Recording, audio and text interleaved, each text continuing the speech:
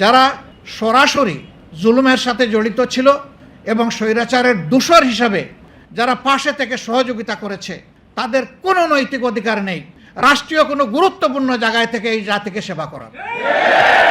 তারা এই নৈতিক অধিকার হারিয়েছেন। তারা 15.5 বৎসর মানুষকে নির্যাতন করেছে, জুলুম করেছে, অধিকার কেড়ে নিয়েছে। অদেখা অলিখিত পায়ে বেড়ি, হাতে হ্যান্ডকাপ আর 2 টুটে তারা তালা ঝুলিয়ে দিয়েছিল। একটা ভয়ের সংস্কৃতি তারা চালু করেছিল। মানুষ কথা বলতে চতুর্দিকে একবার তাকায় নিত, আমার কথা কে শুনছে, পরবর্তী কনসিকুয়েন্স আমার কি হতে পারে, এগুলা চিন্তা করে মানুষ তার মনের কথা মুখে প্রকাশ করতে ভয় পেত, প্রকাশ করত না। যারা 2-1 সাহস করে প্রকাশ করতেন, তাদের পরিণতি কি হয়েছে আমরা সেটা দেখেছি। কিন্তু আলহামদুলিল্লাহ শেষ পর্যন্ত অনেক জীবন, অনেক রক্ত, অনেক ত্যাগ তিতিক্ষার মধ্য দিয়ে গত মাসের 5 তারিখ এই জাতির বুকের উপর থেকে একটি ভারী পাথর আল্লাহ তাআলা সরিয়ে দিয়েছেন। মহান রবের দরবারে শুকরিয়া আদায় করি, আলহামদুলিল্লাহ রাব্বিল আলামিন। আমি একজন রাজনৈতিক কর্মী হিসাবে আমার লজ্জা হয় যে কোনো রাজনীতিবিদ, কোনো নেতা নেত্রী পালিয়ে গিয়েছেন এই শব্দটা ব্যবহার করতে আমার লজ্জা হয়। ওই ঘটনার পরপরই আমি বলেছিলাম যে আত্মহত্যা ভয়ঙ্কর পাপ, মহাপাপ, গুনাহ কবিরা। একদিক থেকে এটার একটা গুরুত্ব অবশ্যই আছে, নেতিবাচক গুরুত্ব, কিন্তু আমার কাছে যেন মনে হয় যে যারা জনগণের খেদমত করার দায়িত্ব এসে জনগণের মালিক বনে গিয়েছিলেন, তারা যখন মিথ্যা মালিকানা ছেড়ে কে কোন দিকে পালাবেন, সেই পালিয়ে যাওয়াটা এর চাইতেও আমার কাছে মনে হয়েছে ভয়ঙ্কর রাজনৈতিক দৃষ্টিকোণ থেকে। কেন তারা পালালেন? পালাতে হলো কেন?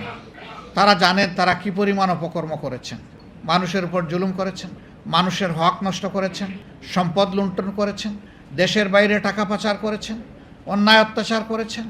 তাদের হাতে অত্যাচারিত হয়নি এমন একজন মানুষও বাংলাদেশে খুঁজে পাওয়া যাবে না। এমনকি তারা তাদের উপরে অত্যাচার করে, তাদের ইনফাইটে 450 মতো তাদের সহকর্মী তাদের হাতে মারা গিয়েছে। এরা কত ভয়ঙ্কর!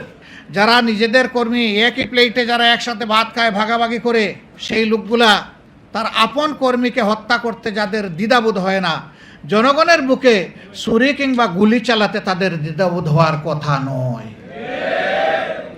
আল্লাহ তাআলারও শেষ মেহেরবানি, সেই 2009 সালের 10 জানুয়ারি থেকে শুরু করে 2024 সালের 4 আগস্ট পর্যন্ত স্বৈরাচারের বিরুদ্ধে আন্দোলন করতে গিয়ে অনেকেই তাদের মূল্যবান জীবন আল্লাহ তাআলাকে উপহার দিয়েছে। জাতি তাদের কাছে ঋণী। আল্লাহ তাআলার দরবারে দোয়া করি, যারা ঈমান নিয়ে নির্যাতিত হয়ে এভাবে দুনিয়া থেকে বিদায় নিয়েছেন, আল্লাহ রাব্বুল আলামিন তাদের সকলকে শাহাদতের উত্তম মর্যাদা দান করুন। বিশেষ করে ধারাবাহিক এই আন্দোলনের শেষ পর্বে এসে কোটা সংস্কারের দাবিতে যে আন্দোলন গড়ে উঠেছিল, বৈষম্য বিরোধী যে আন্দোলন দানা বেঁধে উঠেছিল, এই আন্দোলনকে দমাতে গিয়ে গায়ের জোরে অতীতের মতো দানবীয় রূপে নিজ দেশের জনগণের অর্থে কেনা অস্ত্র আর বুলেট নিজ দেশের জনগণের উপর যারা ছুঁড়ে মেরেছিল, এই বুলেটে জাজরা হয়ে দুনিয়া থেকে যারা বিদায় নিয়েছেন, আমাদের প্রিয় জাতি তাদের কাছে চিরদিন ঋণী থাকবে। তাদের এই ঋণ পরিশোধ করার কোনো শক্তি আমাদের নেই। আল্লাহ তাআলার দরবারে দোয়া করি, আল্লাহ তাদেরকে শহীদের বিশেষ মর্যাদা দান করুন এবং তাদের আপনজনদেরকে আল্লাহ তাআলা উত্তম ধৈর্য ধরার তৌফিক দান করুন। এই হাজারো শহীদের পাশাপাশি লাখো লাখো তরুণ ছাত্র জনতা, আপামর মানুষ, 1.5 মাসের শিশু থেকে 90 বছরের বৃদ্ধ পর্যন্ত রাস্তায় নেমে যারা স্বৈরাচারের বিরুদ্ধে লড়াই করেছেন, আমি তাদের প্রতি গভীর কৃতজ্ঞতা জ্ঞাপন করছি। তারাও আমাদের জাতীয় বীর। শহীদরা আমাদের জাতীয় বীর, তারাও আমাদের জাতীয় বীর। তাদের কারণেই আজকে আমাদের এই সমাবেশ সম্ভব হচ্ছে। আমি আরেকবার আল্লাহর দরবারে শুকরিয়া আদায় করি এবং তাদের প্রতি কৃতজ্ঞতা আদায় করি। সম্মানিত ভাই ও বোনেরা, আমাকে সাংবাদিক বন্ধুগণ কখনো কখনো প্রশ্ন করেছেন, এই আন্দোলনে আপনাদের অংশগ্রহণ ছিল, আমরা জানি আপনাদের দলের কি পরিমাণ লোক শহীদ হয়েছেন। আমি তাদেরকে বলেছি, মাফ করবেন, এ প্রশ্নের জবাব সুজাসাপটা আমার কাছে নেই। যারাই শহীদ হয়েছেন তারাই আমার, তারাই আমাদের, তারাই গোটা জাতির। আমরা শহীদদেরকে কোনো দলীয় সম্পত্তি বানাতে চাই না। শহীদরা গোটা জাতির সম্পদ এবং তারা জাতীয় বীর। জনগণ এই বিপ্লবের যে চেতনা অন্তরে ধারণ করেছে, এটা যেন কখনো আপনারা ভুলে না যান।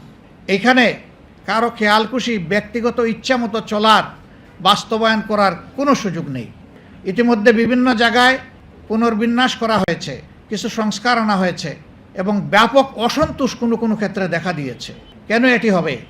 এই ব্যাপারে যথেষ্ট সতর্কতা অবলম্বন করা উচিত। যারা সরাসরি জুলুমের সাথে জড়িত ছিল এবং স্বৈরাচারের দূষর হিসাবে যারা পাশে থেকে সহযোগিতা করেছে, তাদের কোনো নৈতিক অধিকার নেই রাষ্ট্রীয় কোনো গুরুত্বপূর্ণ জায়গায় থেকে এই জাতিকে সেবা করার। তারা এই নৈতিক অধিকার হারিয়েছেন, তাদের অপকর্মের কারণেই হারিয়েছেন। বরঞ্চ তাদের অপকর্মকে চিহ্নিত করে তাদের বিরুদ্ধে অভিযোগ দায়ের করে তাদেরকে আইনের আওতায় আনতে হবে। যদি একরকমটি করা হয়, আগামীতে কোনো সরকার স্বৈরাচারী হতে পারবে না, আর স্বৈরাচারের দূষর হওয়ার দুঃসাহস কেউ দেখাবে না। সংগ্রামী ভাই ও বোনেরা, আপনারা যোদ্ধা। বলা হয় যে আইনি লড়াই কে করে? যে যোদ্ধা সেই তো লড়াই করে। এই যুদ্ধের ব্যাপারে আল্লাহ তাআলার ফায়সালা কি? আউযু বিল্লাহি মিনাশ শাইতানির রাজিম। আল্লাহু ইয়া'মুরুকুম বিল আদলি ওয়াল ইহসান। আল্লাহ তাআলা হুকুম করছেন, নির্দেশ দিচ্ছেন, তোমরা যেন সমাজে ন্যায় বিচার এবং সম্প্রীতি স্থাপন করো। ন্যায় বিচারটা আগে এসেছে, ইহসানটা পরে এসেছে। ইহসান কারো দাবি নয়, কারো অধিকার নয়। ইহসান কাউকে অতিরিক্ত ভালোবাসা অথবা তার কল্যাণ কামনা করা। কিন্তু ন্যায় বিচার এটা আমার প্রাপ্য। এই যে গণহত্যা হয়ে গেল, এই গণহত্যাকারী যারা, এর মাস্টার মাইন্ড যারা, সুপ্রিম কমান্ড রেসপন্সিবিলিটি যাদের উপর পড়ে এবং যারা গণহত্যা সংগঠন করেছেন, পারপিট্রেটর হিসাবে তাদের সকলকে আইনের আওতায় আনতে হবে। আমরা আইন হাতে তুলে নেওয়ার পক্ষে নই। প্রতিহিংসার রাজনীতি আমরা চাই না, প্রতিশোধের রাজনীতি আমরা চাই না, কিন্তু অন্যায়ের প্রতিকার আমরা চাই। সমাজে ন্যায় বিচার প্রতিষ্ঠিত হোক, তা আমরা চাই। এরা যদি রক্ষা পেয়ে যায়, তাহলে আগামীতে এই রাস্তা খোলা থাকবে। আর কিছুদিন পরপরই এইরকম গণ অভ্যুত্থানের প্রয়োজন হবে। আমরা আল্লাহর কাছে দোয়া করি এটি যেন বাংলাদেশের জনগণের জন্য শেষ গণ অভ্যুত্থান হয়।